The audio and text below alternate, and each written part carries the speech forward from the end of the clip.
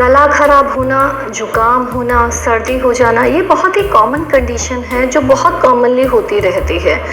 परंतु जब ये प्रेगनेंसी में होती है तो इसका हमें स्पेसिफिकली थोड़ा अधिक ध्यान रखने की ज़रूरत होती है, क्योंकि प्रेगनेंसी में हमें न केवल माँ का ध्यान रखना है बल्कि जो भी कार्य हम कर रहे हैं उसका बच्चे के ऊपर क्या असर आएगा उस चीज़ का भी ध्यान रखना है। तो बहुत से काम हम ऐसे करते हैं नॉन प्रेग्नेंट स्टेटस के अंदर, यानी कि किसी एक आम नॉर्मल इंसान को खांसी जुकाम होता है तो बहुत से दवाइयाँ हम दे पाते हैं, लेकिन प्रेगनेंसी में हमें ध्यान रख के देना पड़ता है। कुछ पर्टिकुलर दवाइयाँ हम दे सकते हैं, कुछ पर्टिकुलर दवाइयाँ हम नहीं दे सकते हैं। तो अगर आपको प्रेगनेंसी में खांसी जुकाम सर्दी होती है तो क्या करना है, किन चीज़ों का ध्यान रखना है, इसके बारे में आज आपको मैं डिटेल में बताऊंगी। तो देखिए, अगर आपको प्रेगनेंसी में खांसी जुकाम होता है, जो कि बहुत ही कॉमन चीज़ भी है क्योंकि प्रेगनेंसी एक इम्यूनो सप्रेसिव कंडीशन है। प्रेगनेंसी के अंदर आपकी जो इम्यूनिटी होती है वो नॉर्मल डेज से भी थोड़ी कम हो जाती है। प्रेगनेंसी में नॉर्मली इम्यूनो सप्रेशन होता है, यानी कि आपकी जो इम्यूनिटी होती है वो थोड़ी कम की साइड में होती है। तो इन जनरल अगर सर्दी जुकाम का सीज़न चल रहा है या आसपास में किसी को है तो आपको कैच करने की जो संभावना है, आपको होने की जो संभावना है वह थोड़ी अधिक की साइड में रहती है। तो ये जो खांसी जुकाम कफ वगैरह होता है इसमें काफ़ी हद तक ये निर्भर करता है कि आप प्रेगनेंसी की कौन सी स्टेज में चल रही हैं, यानी कि कौन सा महीना चल रहा है आपका।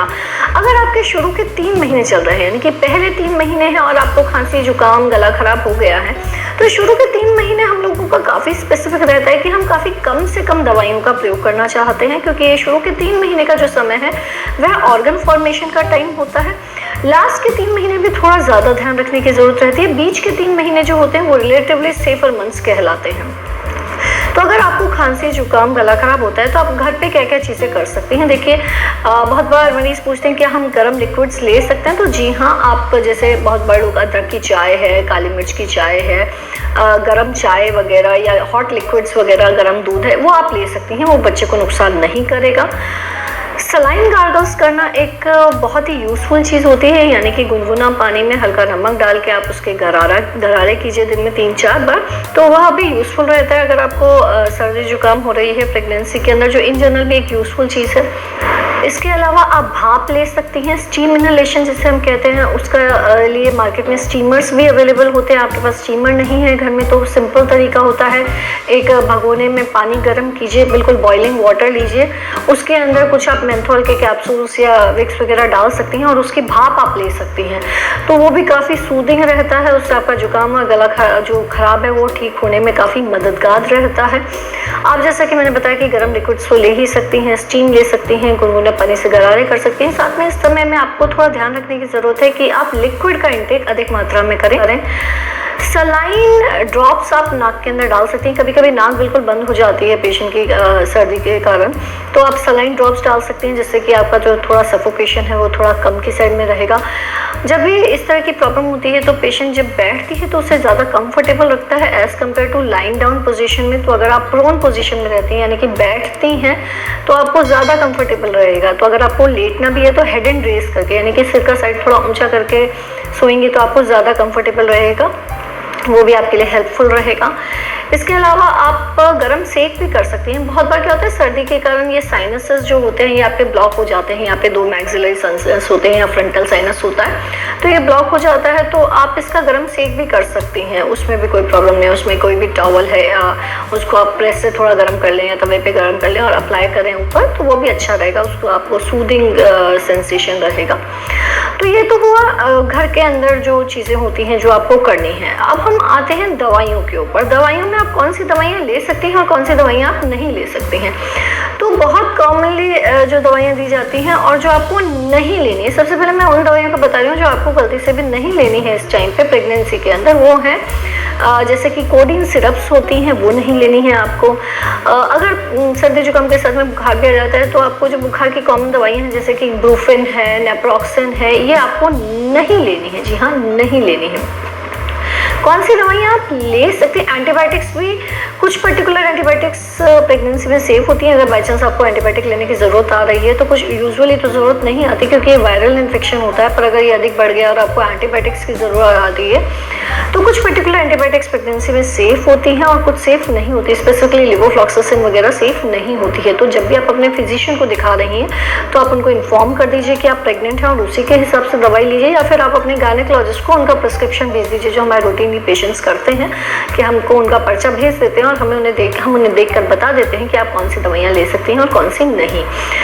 अब कौन सी दवाइयाँ ऐसी हैं जो आप ले सकते हैं ओवर द काउंटर? बहुत कॉमनली क्या होता है, खांसी जुकाम के लिए पेशेंट डॉक्टर के पास भी नहीं जाते, क्योंकि बचपन से हो रहा होता है तो आदत होती है कि हाँ ये वाली दवाई ले ली। तो कौन सी दवाइयाँ जो over the counter easily available होती हैं और आप ले सकती हैं? तो जो चीज़ें आप ले सकते हैं उसमें जैसे कि विक्स है, जैसे कि मेंथॉल के कैप्सूल्स होते हैं या मेंथॉल रब होते हैं कि भाई नाक बंद हो गया, वो खुलने के लिए पेशेंट यूज़ कर रहा है, वो आप यूज़ कर सकती हैं, उसमें प्रॉब्लम नहीं है। लॉजेंसेस होते हैं, यानी कि गला आपको ब्लॉक लग रहा है तो कुछ लॉजेंसेस आते हैं जैसे कि विक्स है, स्ट्रेप्सिस वगैरह है, कि जिसको मुँह में आप रखते हैं तो गला बेटर लगता है पेशेंट को, तो वो आप यूज़ कर सकती हैं। लॉजेंसेस, कफ लॉजेंसेस यूज़ कर सकती हैं आप। अगर आपको बुखार है या हाथ पैर में दर्द बहुत ज़्यादा है और आप कुछ पेन किलर या टेम्परेचर उतरने की दवाई लेना चाहती हैं तो पैरासीटामोल एक सेफ मेडिसिन पड़ती है प्रेगनेंसी के अंदर। तो 500 mg दिन में 3 बार पैरासीटामोल आप ले सकती हैं, वो एक सेफ मेडिसिन है, लेकिन उससे ज़्यादा की डोज नहीं लेनी है। और वो भी बेहतर है कि अपने डॉक्टर को पूछ कर ही लें तो ज़्यादा अच्छा। पर ओवरऑल पैरासीटामोल सेफ मेडिसिन पड़ती है एज़ कम्पेयर टू आपके ये ब्रूफिन है, नेप्रोक्सन है, डिक्लोफिनेक है, जो पेशेंट यूजुअली ले रहे होते हैं वो नहीं लेनी, उसकी जगह पैरासीटामोल एक सेफर मेडिसिन पड़ती है। जुकाम के लिए बहुत कॉमनली कभी कभी पेशेंट सिट्रिजिन ले रहे होते हैं। बहुत से लोगों को एलर्जी होती है जिसके लिए ऑलरेडी वो सिट्रिजिन ले रहे होते हैं, तो सिट्रिजिन स्मॉल अमाउंट्स के अंदर, यानी कि 2-3 दिन के लिए अगर आप सिट्रिजिन लेती हैं तो वो ग्रॉसली सेफ है, प्रेगनेंसी के अंदर आप उसका यूज़ कर सकती हैं। कफ सिरप्स बहुत बार पेशेंट यूज़ करते हैं, उसमें डेक्स्ट्रोमेथॉर्फिन कंटेनिंग जो कफ सिरप्स होते हैं, जी हाँ, डेक्स्ट्रोमेथॉर्फिन कंटेनिंग कफ सिरप्स यूजुअली सेफ होती हैं। कोडीन कंटेनिंग कफ सिरप्स आपको नहीं लेनी है, जी हाँ, कोडीन कंटेनिंग कफ सिरप्स आपको नहीं लेनी है। आपको कब स्पेसिफिकली आपके खांसी जुकाम के को सीरियसली लेने की ज़रूरत रहती है या फिर डॉक्टर को दिखाना ज़रूरी कब हो जाता है? अगर साथ में एसोसिएटेड फीवर हो, 1-2 दिन में फीवर कंट्रोल में नहीं आ रहा है, या आपको बाई चांस साथ में वेजाइनल ब्लीडिंग शुरू हो गई है, या सांस लेने में बहुत ज़्यादा दिक्कत आ रही है, आपको चक्कर आ रहे हैं, बहुत ज़्यादा उल्टी हो रही है, इसके साथ में आपको बच्चे के ऐसा लग रहा है कि मूवमेंट्स नहीं हो रहे हैं या काफ़ी कम हो गए हैं, या चेस्ट पेन हो रहा है, चक्कर आ रहे हैं, तो ऐसी कंडीशन में भी डॉक्टर को दिखा दीजिए, अच्छा रहेगा। क्योंकि कभी कभी छोटी सी सर्दी जुकाम के आगे कॉम्प्लिकेशंस भी आ सकते हैं। कॉम्प्लिकेशंस में जैसे कि निमोनिया हो सकता है, आपके साइनोसाइटिस हो सकता है, तो हो सकता है कि ये हल्का सर्दी जुकाम ना हो के इसकी तरफ जा रहा हो। तो अगर जो मैंने आपको सिम्टम्स बताए इनमें से कोई भी आपको मिलते हैं तो बेहतर है कि आप अपने डॉक्टर से कंसल्ट कर लीजिए। डॉक्टर से कंसल्ट करना हमेशा एक बेहतर ऑप्शन होता है।